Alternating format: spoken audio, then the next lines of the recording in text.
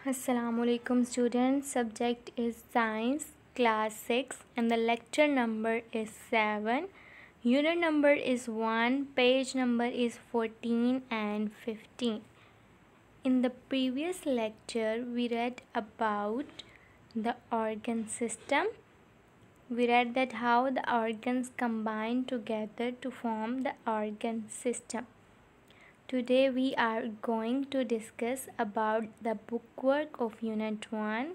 We will discuss exercise and solve the exercise of Unit 1.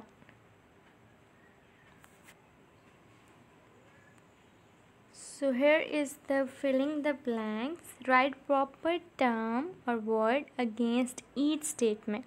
हमें एक statement दे दी गई है, उस स्टेटमेंट को हमने अंडरस्टैंड करना है और आंसर में एक वर्ड होगा, एक टर्म है जिसकी ये डेफिनेशन होगी या स्टेटमेंट होगी। उस वर्ड को हमने ब्लैंक की जो जगह ब्लैंक दी हुई है, जहाँ लाइन लगी है, वहाँ पे हमने इसको सोल्व करके लिखना है। पहली स्टेटमेंट क्या है? अ group of different tissues which work together. जब डिफरेंट टिश्यूज़ कंबाइन होते हैं और एक काम परफॉर्म करते हैं तो ये कौन सा स्ट्रक्चर है? ये ऑर्गन है। ऑर्गन कब बनता है? जब डिफरेंट टिश्यूज़ कंबाइन करते हैं और इकट्ठे काम करते हैं। Second statement is the brain of cell which controls its function. Cell का वो हिस्सा जो बिल्कुल ब्रेन की तरह काम करता है और सेल के सारे फंक्शंस को कंट्रोल करता है, वो है nucleus.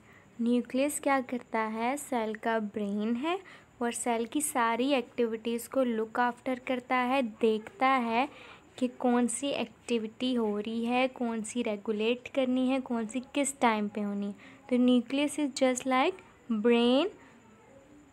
And organisms consist of several cells. आपको पता है हमने 2 टाइप के ऑर्गेनिजम्स पढ़े थे on the basis of number of cells. अगर तो एक सेल होगा तो उसको हम यूनिसेलुलर कहते हैं, अगर एक से ज़्यादा सेल होगा तो उसको हम मल्टी सेलुलर कहते हैं। अब इस स्टेटमेंट में आप देखें, an organism consist of several cell. Statement में कहा गया है एक ऑर्गेनिज्म है जिसके बहुत सारे सेल्स हैं। तो जब बहुत सारे सेल्स कहा जाएगा तो आपको पता है एक ही टर्म है इसके लिए, मल्टी सेलुलर यानी many cells. Fourth statement is a group of cells which are similar in structure and function. Cells का ग्रुप है, कौन से सेल्स का? जिनका स्ट्रक्चर भी सेम है और फंक्शन भी वो एक ही परफॉर्म कर रहे हैं। आपको पता है जब ऐसे सेल जो एक ही स्ट्रक्चर हो और एक ही फंक्शन हो कंबाइन होते हैं तो वो टिश्यू फॉर्म करते हैं। तो इसका आंसर क्या है? इसका आंसर है tissue. Fifth one is outer covering of a plant cell. एक बात कि वो आउटर कवरिंग कह रहे हैं, दूसरी बात कि वो प्लांट सेल की आउटर कवरिंग कह रहे हैं। एनिमल सेल की आउटर कवरिंग क्या होती है? Cell membrane. प्लांट सेल की आउटर कवरिंग क्या होती है? Cell wall. तो इसका आंसर होगा cell wall. An instrument to see things. एक इंस्ट्रूमेंट, एक आला जो चीज़ें देखने के लिए इस्तेमाल होता है। कौन सी चीज़ें? Which are not seen with naked eyes. जो आप आम आँख से चीज़ें नहीं देख सकते, आपने वो देखनी हो तो आप एक इंस्ट्रूमेंट यूज़ करते हो। उस इंस्ट्रूमेंट को क्या कहते हैं? उसको कहते हैं माइक्रोस्कोप, यानी ऐसी स्कोप जो माइक्रो थिंग्स यानी छोटी चीज़ों को देखने के लिए इस्तेमाल हो। Next is multiple choice questions यानी MCQs। सर्कल करना है आपने आंसर को। First MCQ is animal cell do not make their own food. Animal cell अपनी खुराक खुद नहीं बनाते because they do not have. इनमें से कौन सी चीज़ है जो एब्सेंट है जिसकी वजह से वो फूड प्रिपेयर नहीं कर सकते? First one is mitochondria. Mitochondria पहली बात तो मौजूद होती है, दूसरी बात इसका फंक्शन फूड प्रिपेयर करवाना नहीं है, इसका फंक्शन है ATP यानी एनर्जी बनाना। तो ये एनर्जी प्रोवाइड करता है ये फूड नहीं बनाता। Second option is vacuoles, vacuoles present होते हैं लेकिन ये तो स्टोरेज के लिए इस्तेमाल होते हैं, तो ये भी इसका आंसर नहीं है। Third is chloroplast, chloroplast animals में एब्सेंट होते हैं, इनका फंक्शन भी फूड प्रिपेयर करना होता है। सो this is the correct option. Fourth वाला क्या है, सेंट्रियोल्स, सेंट्रियोल्स एनिमल में तो होते हैं, प्लांट में नहीं होते। सेंट्रियोल्स का फंक्शन होता है डिवीजन करवाना, तो ये भी करेक्ट ऑप्शन नहीं है। So correct option is third one. Second is the power houses of the cell are, statement समझते हैं। पावर हाउस क्या होता है, ऐसा हाउस, ऐसी जगह, ऐसी चीज़ जो पावर सप्लाई करे, एनर्जी सप्लाई करे। तो इनमें से देख लेते हैं पावर हाउस कौन सा है।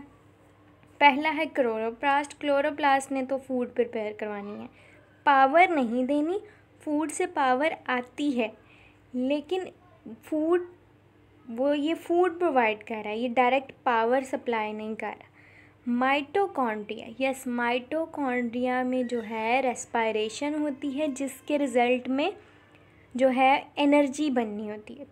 तो क्लोरोप्लास्ट फूड प्रिपेयर कर रहा है, एनर्जी नहीं दे रहा, एनर्जी माइटोकॉन्ड्रिया दे रहा है। सी वाला ऑप्शन आपको पता है वैक्यूल्स, वैक्यूल्स ने क्या करना होता है, सिर्फ स्टोरेज करनी होती है, उसका एटीपी एनर्जी से कोई लिंक नहीं है। Next are the chromosomes, chromosomes जो होते हैं ये हम न्यूक्लियस में मौजूद होते हैं। क्रोमोसोम का फंक्शन होता है कि जो करैक्टर्स पेरेंट्स से करैक्टर्स को ऑफस्प्रिंग तक पहुंचाना है, यानी औलाद तक पहुंचाना। और सेकेंडली क्या फंक्शन है कि जो सेल है उसके करैक्टर्स, ऑर्गेनिज़म के करैक्टर, इन चीज़ों को कंट्रोल करना है। इसका एटीपी से, एनर्जी से, पावर से ताल्लुक़ नहीं है। Third one is very tricky one. Aamir was looking at a cell, Aamir एक सेल को देख रहा था, किसके ज़रिए, थ्रू अ माइक्रोस्कोप, माइक्रोस्कोप के ज़रिए, एंड सा माइटोकॉन्ड्रिया। और वो क्या ऑब्ज़र्व करता है, उसकी ऑब्जर्वेशन देखने के बाद क्या थी, माइटोकॉन्ड्रिया एंड सेल मेम्ब्रेन, दो चीज़ें उसने नोट की कि एक तो सेल के पास माइटोकॉन्ड्रिया है, दूसरा सेल के पास सेल मेम्ब्रेन है। What could Aamir say about the cell, Aamir क्या कह सकता है कि कौन सा सेल है इन दो ऑब्जर्वेशन के बेसिस पे। पहला सेल मेम्ब्रेन है सेल के पास, दूसरा माइटोकॉन्ड्रिया।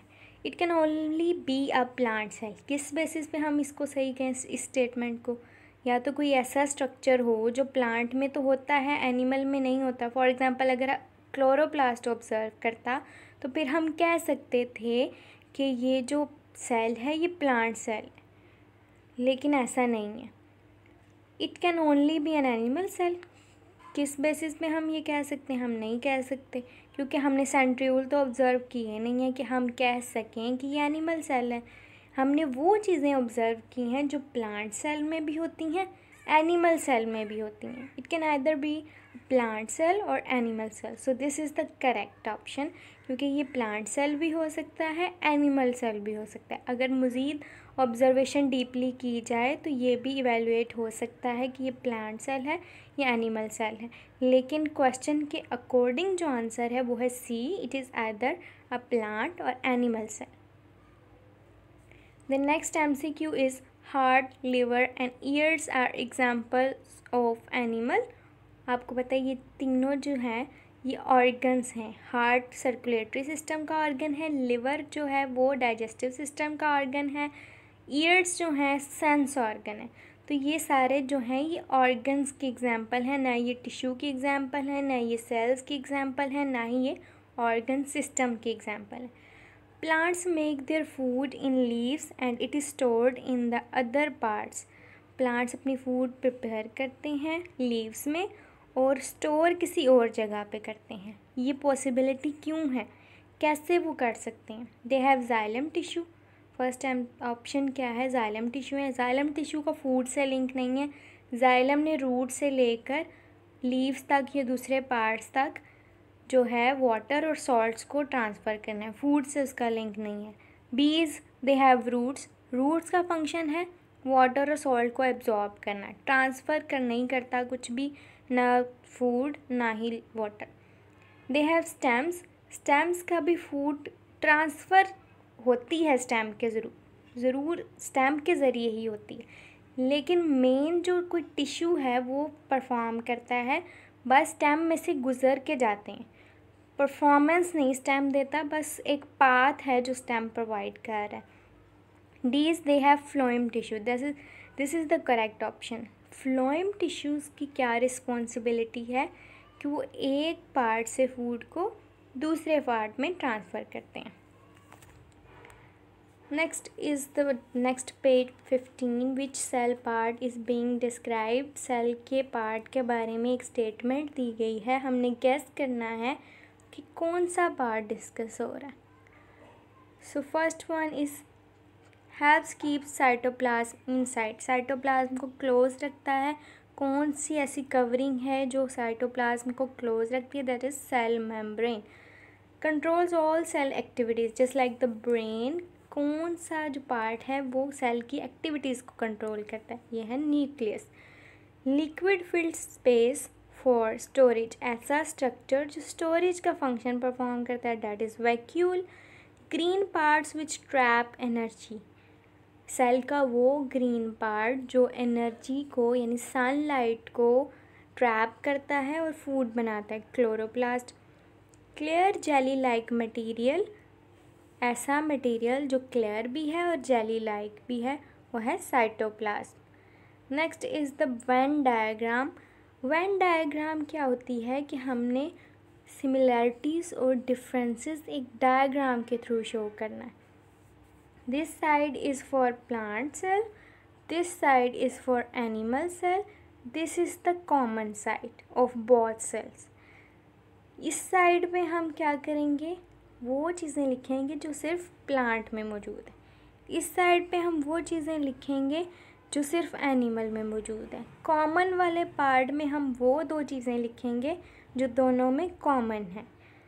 तो इस साइड पे आपको पता है सेल वॉल प्लांट में होती है, एनिमल में नहीं होती। तो सेल वॉल पहली आ गई, दूसरी क्या आ गई? क्लोरोप्लास्ट। क्लोरोप्लास्ट भी एनिमल में नहीं होते, प्लांट्स में होते हैं।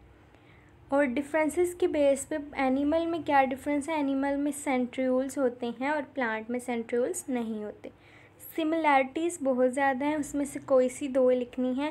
पहली है कि सेल मेम्ब्रेन होती है, दूसरी है न्यूक्लियस होती है। आपको पता है इसके अलावा भी बहुत सी चीज़ें हैं, माइटोकॉन्ड्रिया है, गोल्जी ऑपरेटस हैं, बहुत सी चीज़ें हैं, लेकिन हमने दो लिखनी है। तो सबसे कॉमन जो मेन हमारे माइंड में मेन वाले पार्ट्स आते हैं ऑर्गेनेलिस के अलावा, वो है cell membrane and nucleus. So today we have completed our unit number 1। इस बुक वर्क को आपने बुक पे सोल्व कर लेना है और उसके बाद इसको अच्छे से कॉन्सेप्चुअल बेस पे आपको पता होना चाहिए कौन सी स्टेटमेंट सही है, क्यों है, रीज़न्स क्या हैं। हर चीज़ का आपका रीज़न पता होना चाहिए।